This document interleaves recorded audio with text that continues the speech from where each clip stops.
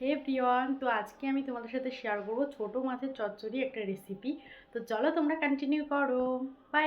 হে everyone, তো দেখো এখানে কিন্তু আমি সমস্ত কিছু গুছিয়ে নিয়েছি। মাছ, আলু কেটেছি, পেঁয়াজ, জিরে, তেল, হলুদ, লবণ, লঙ্কা আর টমেটো আছে, রসুন আছে আর আদার কুচি আছে। তো দেখো সমস্ত কিছু গুছিয়ে নিয়ে তারপর কিন্তু মাছে আমি লবণ হলুদটা দিয়ে নিয়েছি। এটাকে কিন্তু লবণ হলুদ দেওয়ার পর তারপরে কড়াইতে তেল দিয়ে তোমরা কিন্তু এখানে কিছুটা জিরে দিয়ে দেবে প্রথমেই। তো জিরেটা দেওয়ার পর যখন আর কি প্রায় হয়ে আসবে তখন তোমরা এখানে দিয়ে দেবে পেঁয়াজ কুচি। আর অবশ্যই এটাকে কিন্তু তোমরা লো আঁচে রেখে পেঁয়াজটাকে ভাজবে, আর পরিমাণে কিন্তু অনেকটা বেশিই দেবে পেঁয়াজ, না হলে কিন্তু এটা কিন্তু খেতে অত একটা ভালো লাগবে না। তো আমি দেখো এখানে পেঁয়াজটা দিয়ে মোটামুটি কিছুটা সময় ধরে আর কি ভেজে নিচ্ছিলাম। দেন তারপরে আমি টমেটো, আদা কুচি, রসুন, লঙ্কা সমস্ত কিছু দিয়ে এখানে কিন্তু কিছুটা সময় মতো ভেজে নেব। আর পুরোটাই কিন্তু তোমাদের লো আঁচে করতে হবে, নাহলে কিন্তু মশলাটা পুরোপুরি পুড়ে যাবে।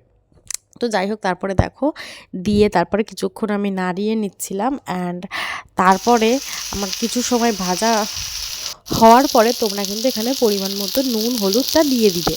তো এখানে নুন হলুদটা দিয়ে দেওয়ার পর তারপরে আবার কিছুটা সময় ভাজবে, আর ভাজার পর এখানে কিন্তু সামান্য পরিমাণ জল দেবে, না হলে কিন্তু এখানে লেগে যাবে। তো সামান্য পরিমাণ জল দিয়ে তোমরা এটাকে কষিয়ে নেবে। তো কষানো হয়ে গেলে তারপরে কিন্তু তোমরা এখানে কেটে রাখা আলুগুলো দিয়ে দেবে। তো আলুগুলো দিয়ে ভালো করে মশলাটাকে নাড়িয়ে চাড়িয়ে তারপরে তোমরা জল দিয়ে দেবে। আলুগুলো যখন প্রায় কিছুটা পরিমাণ আর কি ভাজা হয়ে যাবে সেই সময়টায়। তো এখানে কিন্তু জল দেওয়ার পর যখন জাল উঠবে তখন কিন্তু তোমরা এই ছোটো মাছগুলোকে এখানে জলের ওপর আলগাভাবে দিয়ে দেবে।